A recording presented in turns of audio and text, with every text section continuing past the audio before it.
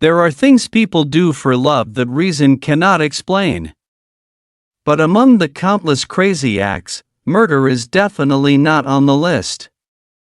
Unless you listen to today's story, this is not just a disappearance.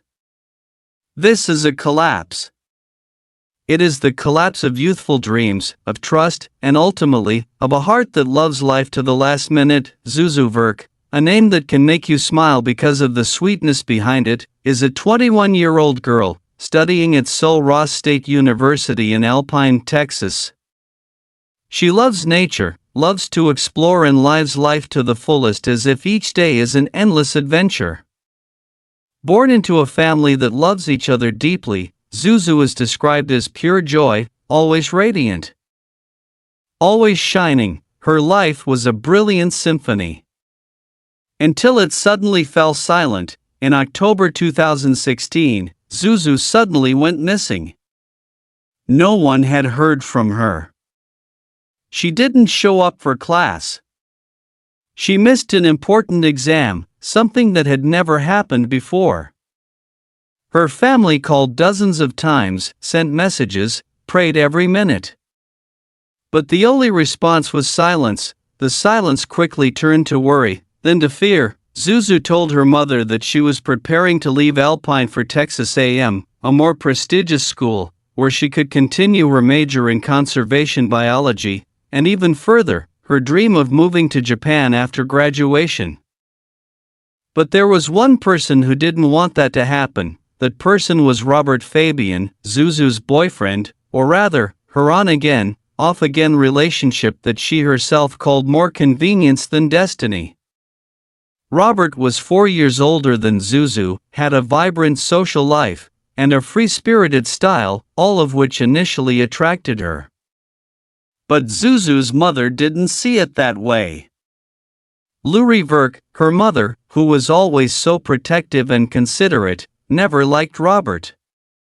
She saw him as selfish, arrogant, and disrespectful. Zuzu's brother, Miles, saw it the same way. According to him, Robert was a controlling type who never supported his sister's future plans, and then one day, Zuzu told her mother, "I'm going to tell Robert I'm transferring schools. I want to end this." That was October 10th, and that was the last time her mother heard her daughter's voice. The next day, Robert asked Zuzu out to a movie. She never returned. No text, no call, no word. Days passed. Then days. Her family was desperate. Her mother sent a heartbreaking message, "Please, let me know you're alive." Robert? He said he gave her space and didn't see Zuzu that day.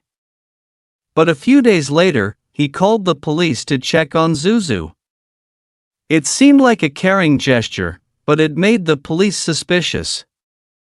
If he hadn't seen her, how did he know she was in trouble? The police started digging, and then, details began to emerge. Robert said that he and Zuzu had dinner at his apartment on the evening of October 11th.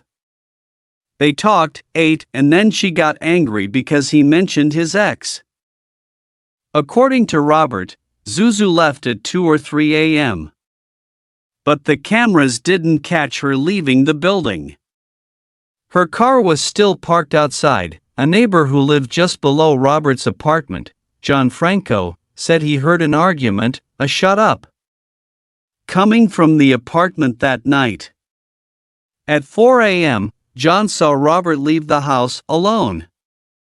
Zuzu's car was still there. Robert was called back. This time, his story changed. He said he drove to get ice cream to cool off, then came back and Zuzu left later. The police didn't believe him. When they searched Robert's apartment, what did they find? A bed with no sheets, no pillows. A mattress and sheets that had been bleached clean. Too clean. Creepily suspicious, Robert even accidentally called Zuzu in the past tense, but Robert wasn't the only one who was suspected. Chris Estrada, Robert's best friend, was suddenly drawn into the story. A call from Robert reached Chris at 3:15 a.m. the morning Zuzu went missing. Chris claimed that Robert used his credit card to buy a plastic tablecloth at a Dollar General at 3 a.m. in the middle of the week. In a small town, the reason was ridiculous. But it got worse. A friend named Brittany said that Chris visited her in the middle of the night on October 13th, sweaty, panicked, saying, "I don't want you to get involved in this." The questions were, where was Zuzu? What happened in the apartment that night? The case seemed to hit a dead end, until one day. 3 months later, a Border Patrol agent noticed something unusual in a deserted ditch in Brewster County. A rutted patch of dirt. A blue sock. A plastic sheet sticking out from under a thin layer of soil, and then, a body was discovered, wrapped in the same sheet Robert had bought. Zuzu had been found, but not alive. When investigators got the call from Border Patrol agent Jared Maynard, their hearts sank. Jared reported that he had found a patch of dirt that had been dug up in the wilderness near Alpine, not far from where Zuzu lived. In the uneven dirt, pieces of plastic protruded. A blue sock. A few streaks of black fabric.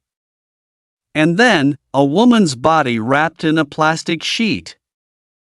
Lying in a shallow, homemade grave, it was Zuzu, the 21-year-old girl, full of life, passionate about nature. Now a cold corpse in the desert. The news shocked the Alpine community.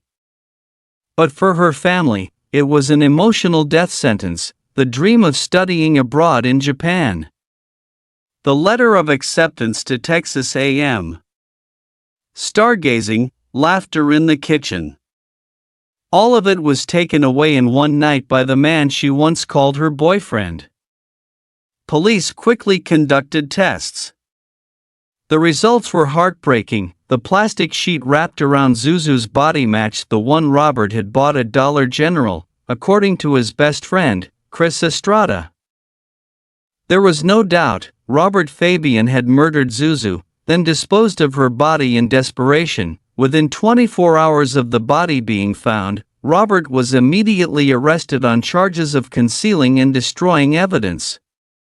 2 days later, Chris Estrada was arrested in Phoenix, Arizona. Initially, both denied any involvement in Zuzu's death. Robert insisted that he had just had a little argument with Zuzu, that she had left the apartment on her own.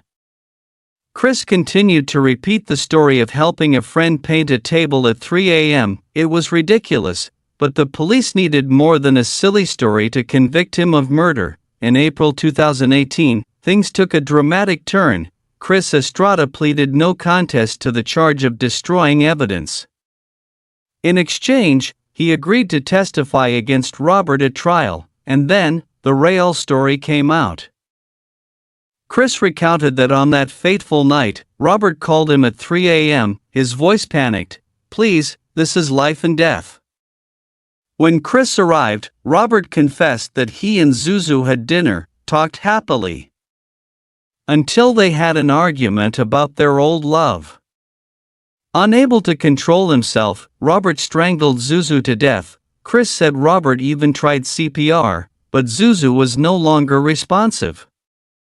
When he realized what had happened, Robert seemed to fall into survival mode, cleaning up the scene, finding a way to hide the body. Chris, although he insisted he did not help dispose of the body, did not report anything to the police, and even lent Robert a card to buy supplies to wrap Zuzu's body.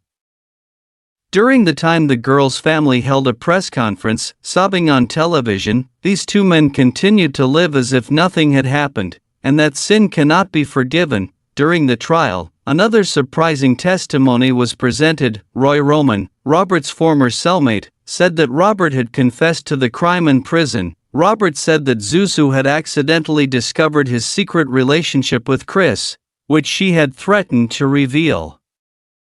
Robert told Roy that he had no other choice.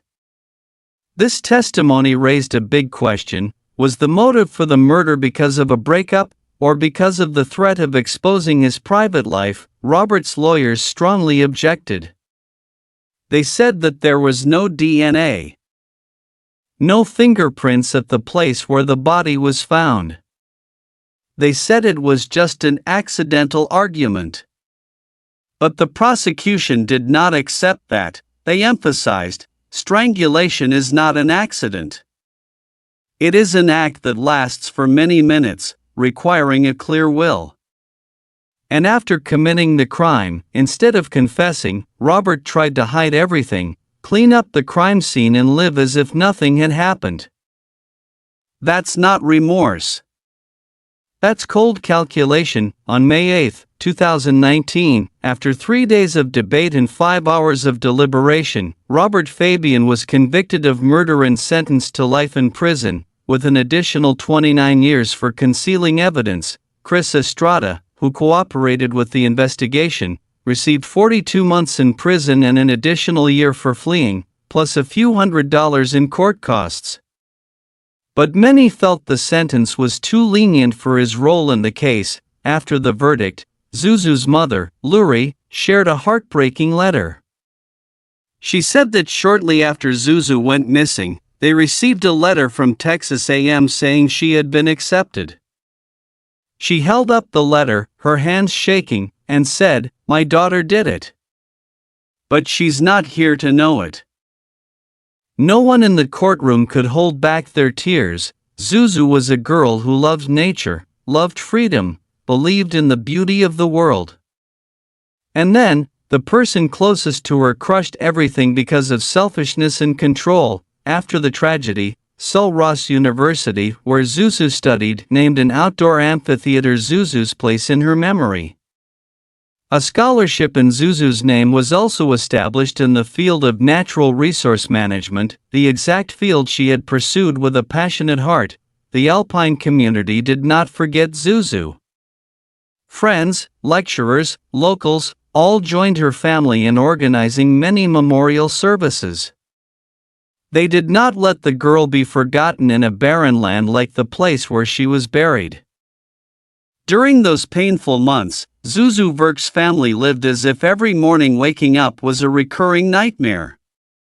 But when the trial ended, and the perpetrator was sentenced to life in prison, the pain did not go away, it just changed, silently eating away at them in their daily lives. Justice had been served. But justice did not ease the emptiness.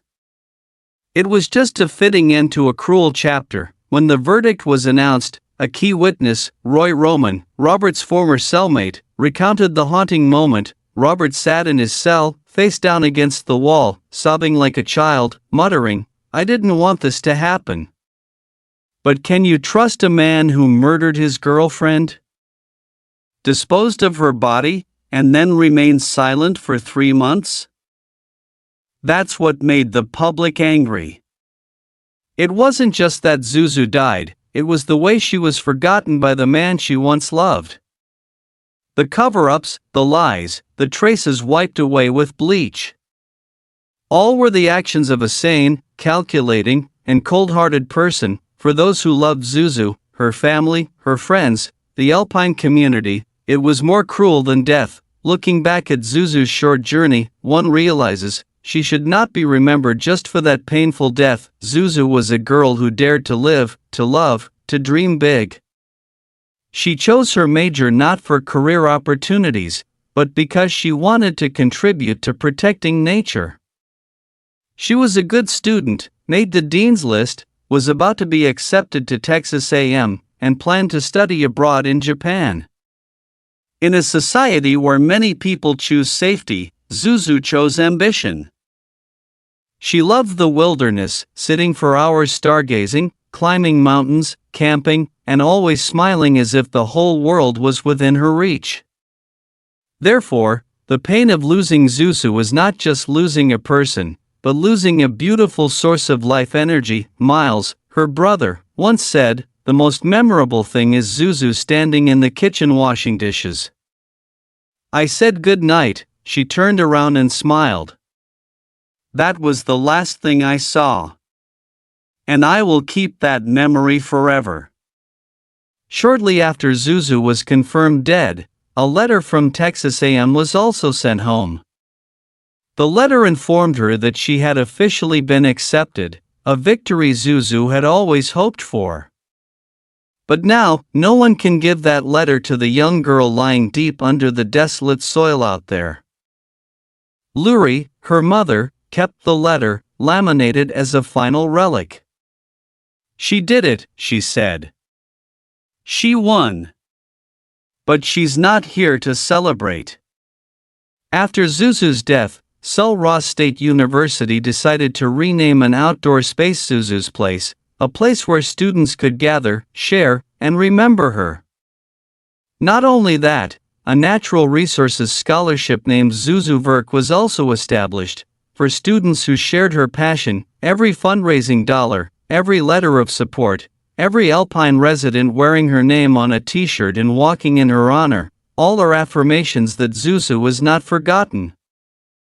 And in the eternity of that memory, Zuzu lives on again, in every scholarship recipient, in every honor ceremony, and in every person who chooses not to close their eyes to violence and love. No one deserves to die for dreaming big. No one deserves to be killed just because they want to get out of an unhealthy relationship. Zuzu's story is a stark reminder. Love is never about control, about possession, or about violence. A true relationship is one where you soar, not one where you are imprisoned by fear. Robert Fabian, the man who once said he loved Zuzu, ended up crushing everything she believed in. His love was not love. It was obsession, a gilded cage of jealousy, control, and cowardice. Zuzu tried to escape. She planned, she told her mother she was breaking up, she was ready for a new chapter. But she didn't have time to run. Not everyone ends up like Zuzu, but millions of people every day are trapped in suffocating relationships where they feel constrained, threatened, or even abused. If you find yourself in that situation, speak up, leave, seek help, and if you love someone, love well. Love the way Zuzu loved life, respectfully, freely, and without strings attached. Zuzu Verk's life ended in tragedy. But her legacy does not. It lives on in the dreams she left unfulfilled, in the wind that blew through the stands of Zuzu's Place, and in the hearts of those she touched. Zuzu, the girl with the bright smile, the name from the movie It's a Wonderful Life, lived a short life. But she lived a full life. If you're listening to this story today, please remember this: don't let anyone keep you in a place where you can't be yourself.